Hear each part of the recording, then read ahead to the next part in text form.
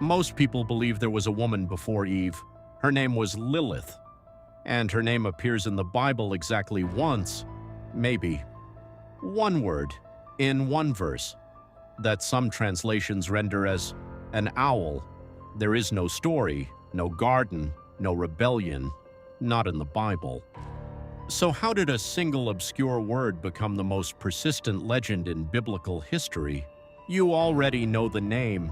She's in novels, in television, in video games, in art hanging in museums. Lilith, Adam's first wife, the woman who refused to submit and walked out of Eden on her own terms.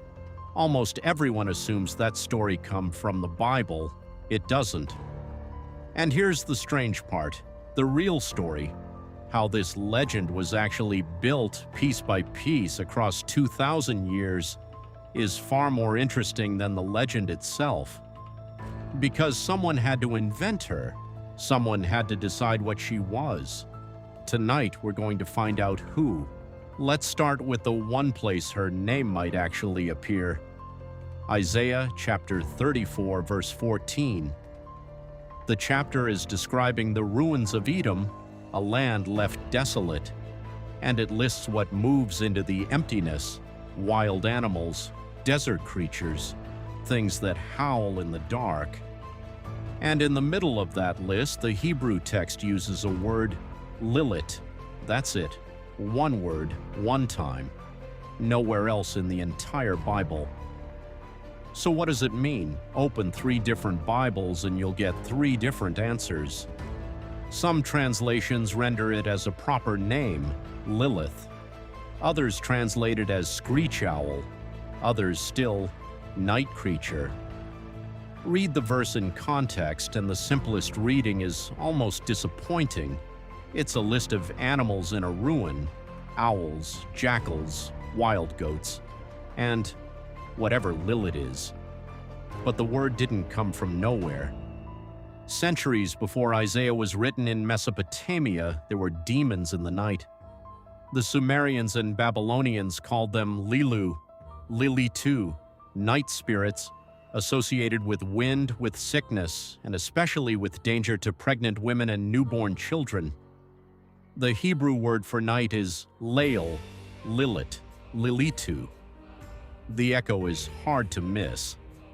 So there was something ancient here, a shadow in the language itself. But a single word is not a story. The story would take another 1,000 years to appear. To understand where the legend came from, you have to understand the puzzle it was built to solve. Open Genesis, chapter 1, verse 27. God created man in his own image, male and female, he created them. Male and female, created together, no names given. Now turn the page. Genesis chapter 2. God forms Adam from the dust. Adam is alone. And only then, from Adam's rib, God makes Eve. 2 accounts, 2 different orders. Modern scholars generally explain this as 2 distinct narrative traditions compiled together. Traditional readings explain chapter 2 as a closer retelling of chapter 1. But there was a third answer, a folk answer. What if the woman in chapter 1 wasn't Eve? Now, that idea didn't appear overnight either.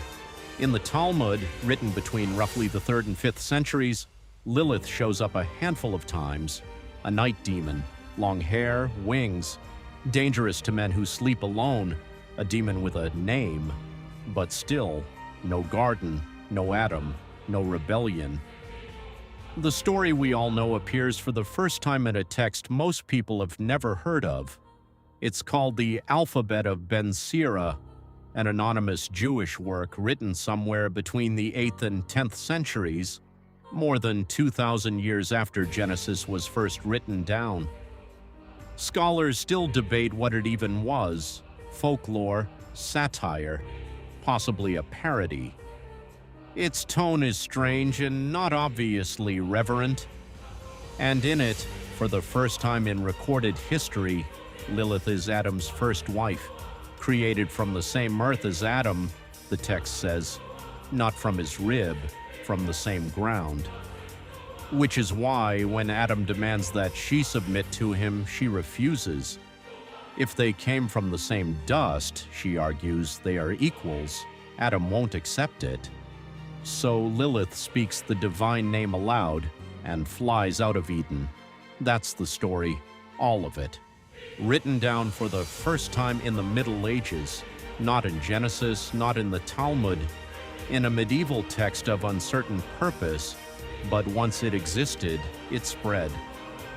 By the 13th century, Jewish mystical tradition, the Kabbalah, especially the Zohar, had absorbed her fully. Lilith becomes a demonic consort, a mother of demons, a danger in the night. And this belief left physical objects behind. In museums today, you can find incantation bowls, clay bowls from the 5th to 8th centuries, unearthed in what is now Iraq, with Aramaic inscriptions spiraling toward the center.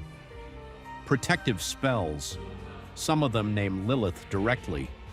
Real people, real fear, real objects still sitting in glass cases.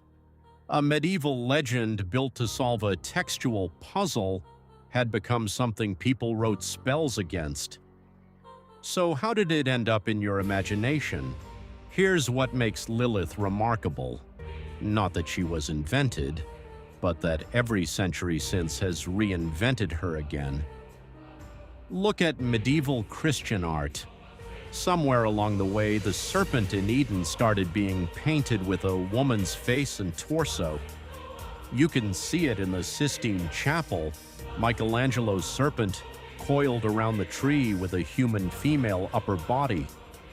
Nobody in Genesis says the serpent was a woman, but the image spread anyway. Legend layered on legend. Then came the Romantics. In the 19th century, writers and painters found her irresistible. Goethe put her in Faust. Rossetti wrote poetry about her hair. She stopped being a demon to fear and became a figure of dangerous beauty. Then the 20th century turned her again.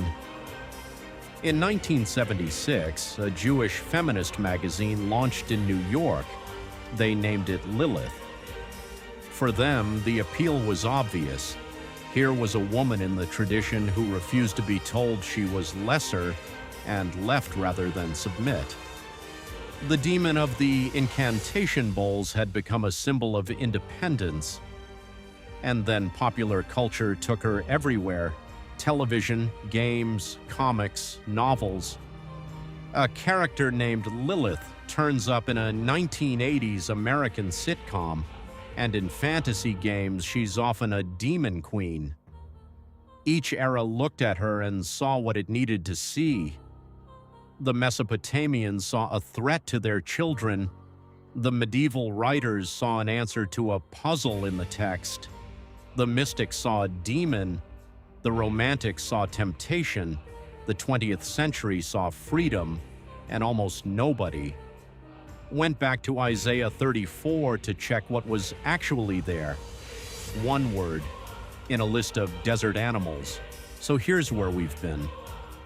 The Book of Enoch, a real ancient text quoted in the New Testament, left out of most Bibles. Judas, a real man whose story is told two different ways inside the same book. And Lilith, a legend built almost entirely outside the book, on the foundation of a single uncertain word. Three different problems, but look at what connects them. Every one of them is a story about editing, about selection, about what got kept, what got left out, and what got added later by people who needed the story to say something. We started by asking who decides what goes into the book. Lilith asks a harder question: who decides what you think is in the book when it was never there at all? The strange thing about the Bible isn't what it says. It's what 2,000 years of people have decided it says. Subscribe, because next we're going back to the very first murder and to a mark that God placed on a man's forehead. that nobody has ever been able to explain.